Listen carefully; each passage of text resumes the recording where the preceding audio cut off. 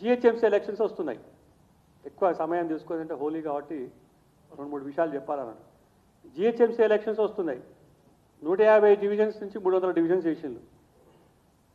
Try corporations చేసిండ్రు. ఒక సామాన్య మన ఏంటంటే సిటిజన్ ఇవాళ ప్రాపర్టీ ట్యాక్స్ కట్టాలంటే, ఒక పర్మిషన్ తీసుకోవాలంటే, ఎన్ఓసి తీసుకోవాలంటే, బిల్డింగ్ కట్టిన ఏదైతే జిఎంసీ ఇచ్చిన ఒక సర్కిల్ షేర్లింగంపల్లి నుంచి ఆ సర్కిల్ మళ్ళీ వాళ్ళ ఏంటంటే కూకట్పల్లికి ట్రాన్స్ఫర్ అయింది. ఇది ఏంటంటే ప్రాక్టికల్ ప్రాబ్లం చెప్తున్నాను, ఇష్యూ చెప్తున్నాను. పర్మిషన్ ఇచ్చిందేమో షేర్లింగంపల్లిలో జిహెచ్ఎంసీ పర్మిషన్, బిల్డింగ్ పర్మిషన్.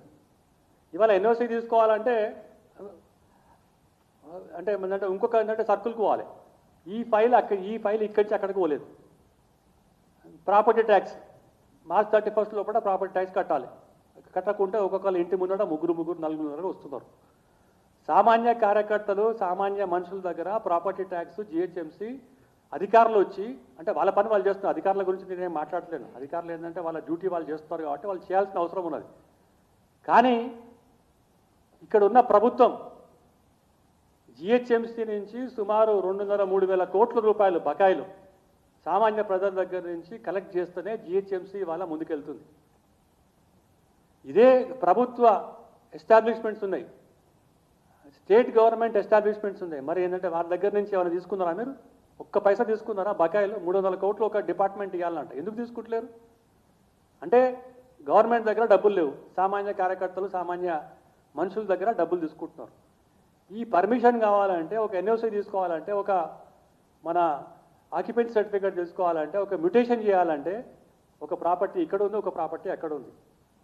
అంటే అన్సైంటిఫిక్గా ఈ 3 డివిజన్స్ చేసి, కార్పొరేషన్స్ చేసి, ఇవాళ ఒక కార్పొరేషన్ ఏంటంటే ఎంఐఎంకు ఇచ్చే ఒక ప్రక్రియ మొదలుపెట్టినారు. ఇది భారతీయ జనతా పార్టీ తీవ్రంగా ఆరోపిస్తుంది. దీనికి మీకు సమాధానం ఏమైనా ఉందా? నేను ఎంఐఎం గురించి మాట్లాడుతున్నాను, సామాన్య ఆర్డినరీ సిటిజన్ గురించి మాట్లాడుతున్నారు. మీడియా మిత్రులకు కూడా ఇదే అంటే మొత్తం ప్రాబ్లం వస్తుంది. వాటర్ వర్క్స్ డిపార్ట్మెంట్లో, జిహెచ్ఎంసీలో ప్రతి దాంట్లో ఒక మ్యూటేషన్, ఒక డెత్ సర్టిఫికేట్, ఒక బర్త్ సర్టిఫికేట్ తీసుకోవాలంటే ఎంత ఇబ్బంది అవుతుందో ఇంతవరకు వార్డులు మీరు చెప్పలేదు, ఇంటి నెంబర్లు చెప్పలేదు, ఏ డివిజన్ ఎక్కడ వస్తుందని చెప్పలేదు, ఏ ఏరియా ఎక్కడ ఏ కార్పొరేషన్స్కి వస్తుందని చెప్పలేదు. కానీ డివిజన్స్ మాత్రం చేసి పెట్టుకోండి. ఏ ఆఫీసర్ ఎక్కడ ఉందో తెలియదు, ఏ ఫైల్ ఎక్కడ ఉందో తెలియదు.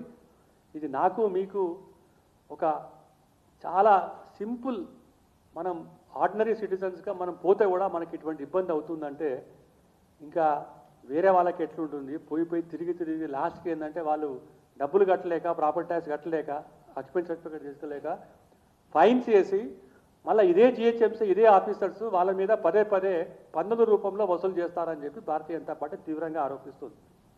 ఎండాకాలం కూడా మొదలైంది. మరి మీకు ఒక సీజనల్ ప్లానింగ్ ఉండాలి కదా. మీకు ఏవైనా 1000 కోట్లు మనం ఇద్దామా?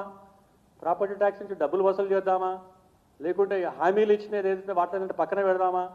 ఎలక్షన్స్లో ఎట్లా గెలుదాం? మనం మున్సిపల్ ఎలక్షన్స్లో ఎట్లా మనం డబ్బులు ఖర్చు గెలుదాము? ఎట్లనంటే ప్రజలకు మోసం చేద్దామంటే ఎండాకాలంలో సీజనల్ చేంజెస్ వస్తున్నాయి, రోగాలు వస్తున్నాయి, వీధి కుక్కలు వస్తున్నాయి. వీధి కుక్కలు ఏంటంటే ఇమీడియట్గా ఎంతోమందిని ఇవాళ మనం ఏంటంటే పేపర్లో చూసినాం. షాద్ నగర్లో ఒక హాస్పిటల్లో ఒక డెడ్ బాడీ ఉంటే మార్చరీలో డెడ్ బాడీ పెడితే వీధి కుక్కలు వచ్చి ఆ కుక్కలు ఏంటంటే శవాన్ని విక్కపోతుంటే ఎంత విషాదంగా, ఎంత బాధ అనిపించిందంటే ఈ ప్రభుత్వం ఎందుకు ఇట్లా చేస్తుంది? ఎందుకు ఏంటంటే ప్రజల సమస్యల గురించి మాట్లాడలేరు? ఎందుకు ఏంటంటే ప్రజలను పక్కన పెడుతున్నారు? ఎందుకు మీ గురించి ఆలోచిస్తున్నారు? మీ పార్టీ గురించి ఆలోచిస్తున్నారు? మీ శిక్షణ తరబడి గురించి ఆలోచిస్తున్నారు? మీ యొక్క సీటు కాపాడడానికి ఏంటంటే మొత్తం మాట్లాడుతున్నారు, కానీ ప్రజల గురించి ఎప్పుడు మాట్లాడుతున్నారని చెప్పి ఇవాళ ప్రజలందరూ కూడా ఆలోచిస్తున్నారు. ఇవాళ ఎండాకాలం వస్తుంది, వాటర్ సంగతి ఏంది? ఎట్లా తీసుకొస్తారు నీళ్లు? ఆల్రెడీ బావులు ఎండిపోయినాయి, బోర్లు ఎండిపోయినాయి. మరి ఇక ఏంటంటే వాటర్ ట్యాంక్ కనుక మనం ఆర్డర్ చేయాలంటే, ఒక మంత్రి ఇంట్లో వాటర్ ట్యాంక్ ఆర్డర్ చేయాలంటే 3 వారాలు అవుతుందంట. వాటర్ ట్యాంక్ లేదు. డబ్బులు కట్టినా, ఇన్ఫ్లుయెన్స్ పెట్టినా, రిక్వెస్ట్ చేసినా ఎమ్మెల్యే దగ్గర, మంత్రుల దగ్గర ఇటువంటి నాకేంటంటే ప్రాక్టికల్ ప్రాబ్లం చెప్తుంది అని. సామాన్య కార్యకర్తల దగ్గర, సామాన్యుల దగ్గర, బస్తీల దగ్గర రేపు పొద్దున కొట్లాడుకునే పరిస్థితి వస్తుంది. రేపు పొద్దున జ్వరాలు వస్తున్నాయి. ఆల్రెడీ దగ్గు జ్వరాలతో ఇవాళ రాష్ట్రంలో చాలామంది ఇబ్బంది పడుతున్నారు. హాస్పిటల్లో పోతే డాక్టర్స్ కూడా లేరు. డాక్టర్స్ ఉన్నా మెడిసిన్స్ లేవు, మెడిసిన్స్ ఉన్నా కూడా ఎక్విప్మెంట్ పనిచేయదు. ఇటువంటి సమస్యల గురించి మీరు అన్నీ ఆలోచించి ఇవాళ ఏదైతే జిహెచ్ఎంసీ కౌన్సిల్ మొన్న ఫిబ్రవరి 10 నాడు కంప్లీట్ అయినప్పుడు డిప్యూటీ మేయరు, కార్పొరేటరు పోయి ఎవరికైనా చెప్పాలంటే కూడా కార్పొరేటర్స్ ఇవాళ వాళ్ళు మాజీలైనారు. ఇదే ఒక్కొక్క డివిజన్లో మీరు 2 కోట్ల రూపాయలు డెవలప్మెంట్ ఫండ్ కూడా ఇస్తా అని చెప్పినారు. కౌన్సిల్ కాల పరిమితి కూడా అయిపోయింది. 2 కోట్లు కాదు కదా, కనీసం 50 లక్షలు కూడా ఇవ్వలేదు. ఎవరో ఎటువంటి వాళ్ళు కొంచెం హుషారు ఉన్న వాళ్ళు వాళ్ళ దగ్గర పోయి ఏంటంటే గల్లా పట్టుకుంటే వాళ్ళకు ఒక 50 లక్షలు, 1 కోటి రూపాయలు ఇచ్చి ఆ ఒక ఏరియా డెవలప్మెంట్ చేసినారు తప్పితే ఈ ఫండ్స్ అయిపోయినాయి. కేంద్రం నుంచి వచ్చే ఫండ్స్ ఏవైతే ఉన్నాయో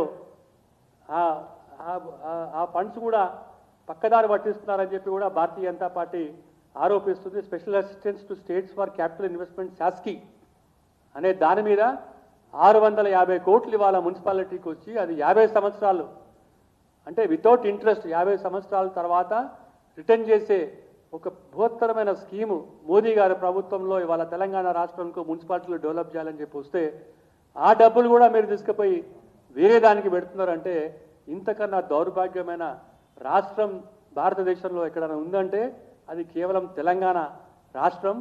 ఇవాళ మోదీ గారు చేస్తున్న అనేకమైన అభివృద్ధి కార్యక్రమాల్లో ప్రతి ఒక్క రాష్ట్రంలో అభివృద్ధి చెందాలని చెప్పి తెలంగాణలో కూడా భారతీయ జనతా పార్టీ అధికారంలో లేకున్నా కూడా మేము ఇంత ఫండ్స్ తీసుకొచ్చినా కూడా మీరు పక్కదారి పట్టించి రాహుల్ గాంధీకి 1000 కోట్లు ఇవాళ రాహుల్ గాంధీ గారిని ప్రధానమంత్రి చేయాలని చెప్పి మీ ఒక కళా సంకల్పం నెరవేరదని చెప్పి కూడా పత్రికాముఖంగా చెప్తూ ధన్యవాదాలు.